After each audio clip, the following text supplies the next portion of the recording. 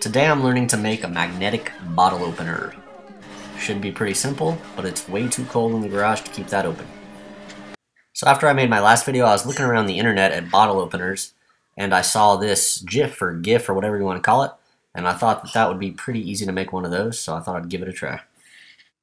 I decided to use red oak to make this project. It's the first time I've used this, and I found that using hardwood, it was much more difficult to cut with both the miter saw and the table saw. I left burn marks on the wood, actually.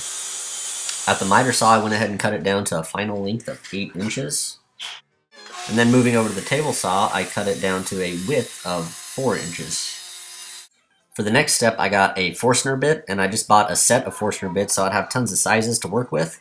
And I put that on my drill press. Then I used the drill press to drill little holes, not holes all the way through, but just a little bit. That way I could go ahead and glue magnets into the back of my workpiece, and those magnets would be used to attach to the fridge and to catch the bottle caps. Next I got my router, and with a very small round over bit, I rounded over all the edges. And I don't know if you can see there, but there's little black marks, so I think I was burning the wood with my router as well. I'm not sure if that means my blade's not sharp or what the deal is with that. Here I am sanding everything down, and that took a little while because I had to sand off all the burn marks I had created when I cut it to length and to width. I also took some advice I got in the last video, and I decided to wear a mask this time while I was sanding to keep from breathing everything in. To glue the magnets in, I went ahead and I got a 2-part epoxy. This is a Gorilla Glue, and I just mixed that up and I applied that to the magnets and then stuck the magnets in those holes there you see that I drilled with the drill press. 2 of the holes are a little deeper, and I thought the logic behind that was it'd be closer to the front of the wood, and that would possibly make the magnet pull a little stronger for the bottle caps.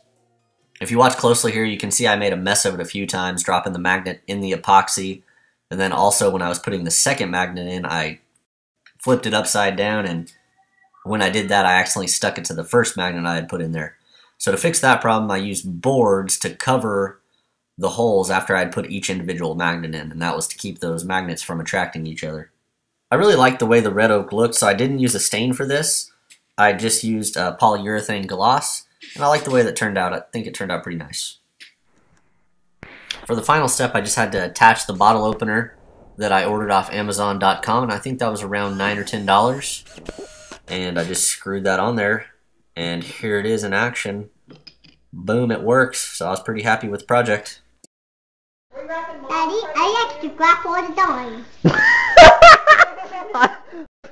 She said, Daddy, I like to crap all the time. Please subscribe. Thanks.